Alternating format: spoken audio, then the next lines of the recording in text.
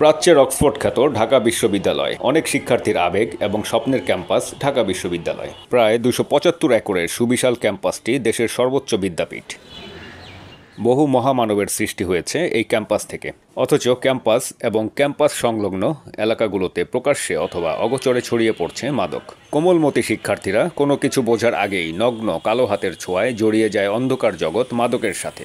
দেশের ভবিষ্যৎ, মেধাশক্তি নিজের অজান্তেই হারিয়ে যায় মাদকের কালো থাবায়। আর তাই ঢাকা বিশ্ববিদ্যালয় কেন্দ্রীয় ছাত্র সংসদ ডাকসুর নবনির্বাচিত কমিটির এবারের অঙ্গীকার, ঢাবির ক্যাম্পাস হবে মাদকমুক্ত। বর্তমান কমিটি সেই অঙ্গীকারেই কাজ করে চলেছে, আর একে সাধুবাদ জানিয়েছেন সাধারণ শিক্ষার্থীরা। উদ্যোগটা অবশ্যই ভালো, বিশেষ করে একাডেমিক এরিয়া, তারপর যেখানে হচ্ছে শিক্ষার্থীদের আনাগোনা থাকে এই এরিয়াগুলো যদি ধূমপান মুক্ত করা যায় এটা অবশ্যই ভালো।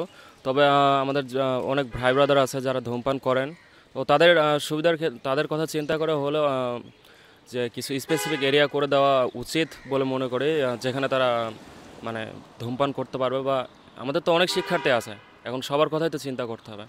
আমার মতে এটা রাখা উচিত, কারণ সবাই তো আসলে একরকম হতে পারে না, ডিফারেন্ট সবাই। সো সেক্ষেত্রে যদি স্পেশালাইজড জায়গা থাকে, যেমন মনে করেন জাপান বা কোরিয়ায় যদি আপনাকে ধূমপান করতে হয়, সেক্ষেত্রে আপনার জন্য স্পেশাল জায়গা আছে যেটা মানে গ্লাস দিয়ে আটকানো, সেখানে হচ্ছে ফিল্টার লাগানো থাকে যাতে কোনো রকম স্মোক বাইরে না যায়।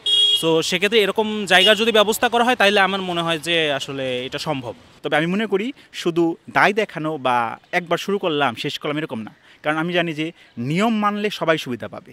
সেক্ষেত্রে যেহেতু এটি ভালো উদ্যোগ, যদি সফল হয় সবার জন্য সেটা ভালো।